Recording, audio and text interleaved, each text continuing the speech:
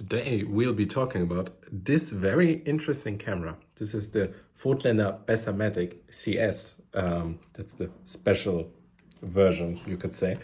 And yeah, have fun. So let us talk a little bit about this camera. As already said, absolutely over-engineered. You've got a little, you could call this a display, because in the viewfinder, I don't think I'll be able to show you, but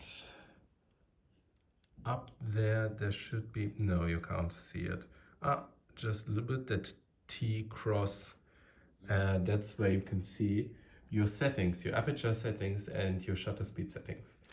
And you've got a depth of field, what could you call this, display.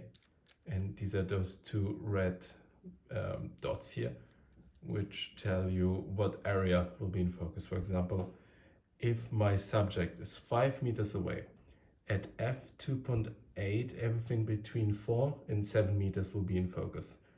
If I shoot at f8, everything between 20 and 3 meters will be in focus. And at f22, everything above infinity and from 2 meters will be in focus. Very interesting. And also, I don't know if I already showed that, EV.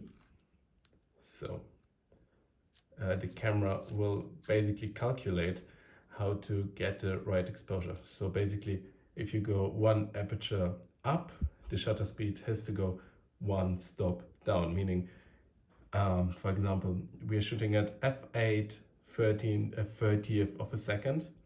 If we want to shoot at f5.6, we have to, no, f11, sorry, wrong direction, at a 15th of a second. So that's basically how this EV system works, which was discontinued in most cameras after the 1960s. This was pretty typical for the 1960s, but since the 1970s, that just wasn't around anymore. And it only came back with the digital age of cameras. And what as well, we have a rewind lock, meaning we can, oh, it's already cocked.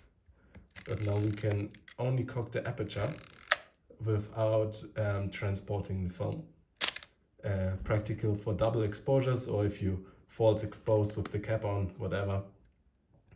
Also, it's got a light metering system, and also very interesting, it's also a needle, but there's a little circle on the needle which is moving around as you change your aperture, and the light metering needle has to meet with that other needle to get perfect exposure.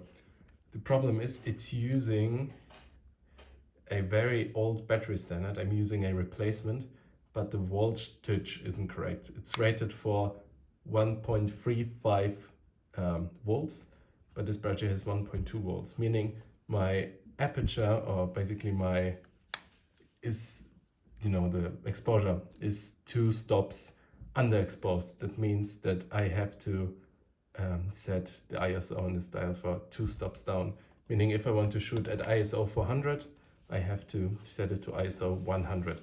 But also there's a different replacement battery of 1.5 volts, so you'll have to figure it out how to expose correctly with the inbuilt light metering system. There's also a version of this camera which has a selenium cell, but I wouldn't recommend these because these wear out. But the Bessamatic CS model is rather rare, so if you can get your hands one of these, get it, because the light meter is way more reliable. The issues this camera will have in general, as already said, the battery, but also there is a foam on top of the prism, meaning that after 60 years this already has disintegrated, meaning the viewfinder will always be dirty, no matter what, no matter how much or how less it's been used, always a dirty viewfinder. And you could theoretically open it up to clean everything inside there, but it's very difficult to open up because you have to remove this knob, you have to remove this knob, and then under these there are the screws which are holding the top plate on. So I wouldn't recommend it. So the next thing that's interesting, as the shutter is sitting in front of the mirror cage. It means that there's a second curtain as we wind. Then the